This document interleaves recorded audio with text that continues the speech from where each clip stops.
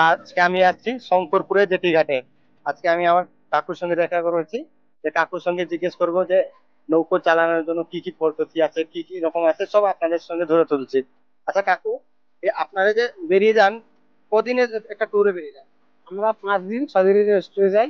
ওখান থেকে মাছ মাছ ধরে বরফ টরফ হয় নিয়ে আসি। শঙ্করপুর আমরা ব্যবসা করি।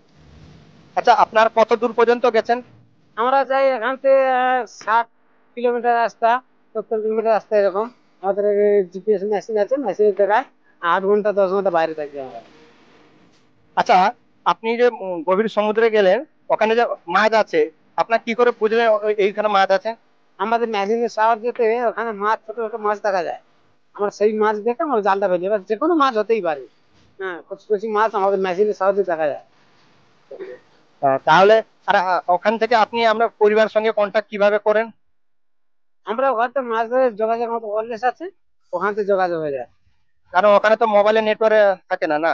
আমাদের মোবাইল নেটও থাকে না, আমাদের ওয়্যারলেস মেশিন, দুটো করে ওয়্যারলেস দিয়েছে মালিক, আর ওয়্যারলেসের কথায় যোগাযোগ হয়ে যায়। তা কাকু, আপনার নামটা কি? আমার নাম সুবল মন্ত্রী, আমাদের দক্ষিণ চব্বিশ পরগনা মইপিটে বাড়ি। আমরা এখানে শঙ্করপুরে তোলার ভাই। তাহলে আপনার কতজন বেরিয়ে যান? আমরা 14 জন স্টাফ থাকি, যাই আমরা 5 দিন 6 দিন 7 দিনের জন্য আমরা স্টাফ সব এক জায়গায় থাকি, যাওয়া আসা করি, পরিবার এই নিয়েই আমাদের চলে। তা এই এই লাইনে আপনি কত বছর আছেন? আমি এই বুদ্ধি এই লাইনে 25 বছর আছি।